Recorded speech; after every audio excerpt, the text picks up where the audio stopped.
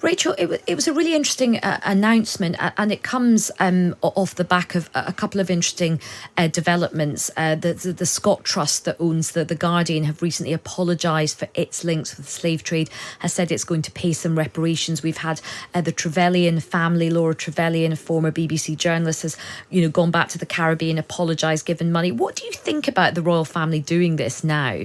Well, I think it's a really interesting statement that they've made. And of course, both King Charles and Prince William have previously expressed their sorrow over the issue of slavery. But now to cooperate with this inquiry is a significant moment. And it follows, I think, the revelation that Edward Colston, the slave trader, had given £1,000 worth of shares in the Royal African Company to King William III many centuries ago. So there was a sort of tipping point, if you like. But the reaction to that, they didn't have to react in the way they did. The question, though, is does it open up a whole set of other questions about if there are links found, which obviously there were links, those have been proven.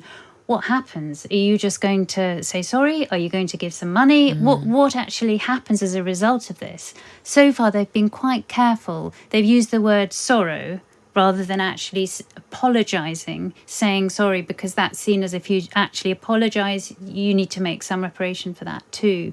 So I think it's an interesting development, but actually, what does it mean? And Natasha, do you think this is also been done? Well, look, there's two schools of thought. One is that actually King Charles does really care about this issue, and there's a lot of consciousness about this, and this country's having a bit of a moment of reckoning in terms of empire and colonialism and the past. There's another more cynical view, which is saying, is this a bit of kind of getting things out the way before the coronation? Oh, I hadn't thought about that.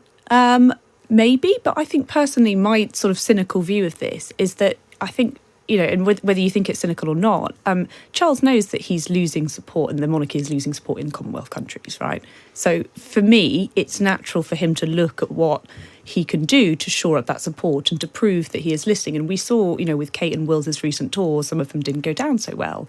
And I think, it is healthy for the royal family to sort of be listening and to be open to public opinion and to sort of be making their case that they're not some stuffy old royal family like they used to be. I think, it's really interesting. I can't quite see, that the Queen would have made the same decision if she had still been around. I think he is obviously showing that he's doing things very, very differently. That's a really interesting point. Do you think, Rachel, this is, King Charles slowly flexing a bit of muscle and saying, actually, I am going to be a more modern monarch, and I do want to kind of get into some of these difficult issues? Definitely. I think it is him striking a different tone, for sure. And of course, it also follows all the allegations about suspicions of racism towards Meghan Markle,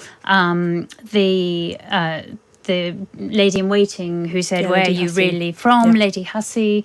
So it comes off the back of a series of problems that the royal family have had about race. So I think it is a deliberate attempt to draw a line under that. But I'm still not quite sure how significant it will be, and I think they may end up ending up with more problems because they won't really be able to satisfy people. I also wonder as well if there might be a bit of a backlash to this, because as you say, you're opening up the archive, you're opening up a can of worms, really. I mean, it's going to be fascinating, probably quite distressing as well to see some of the things that comes out of this.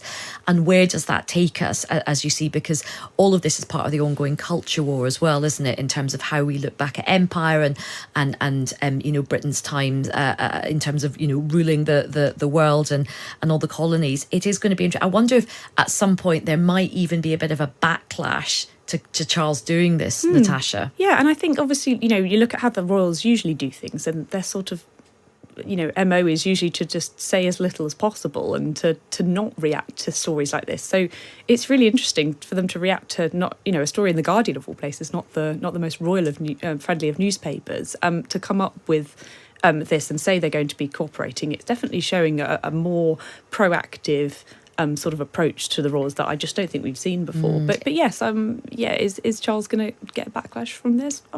Maybe, but I don't think he minds. I think he's just going to use it to show that he's more willing to listen than. Well, two views coming in from our listeners. Adrian has messaged in saying, "I trust the history experts are carefully calculating the reparations owed to us by the Saxons, Vikings, Romans, Normans et al." So that's one view. True.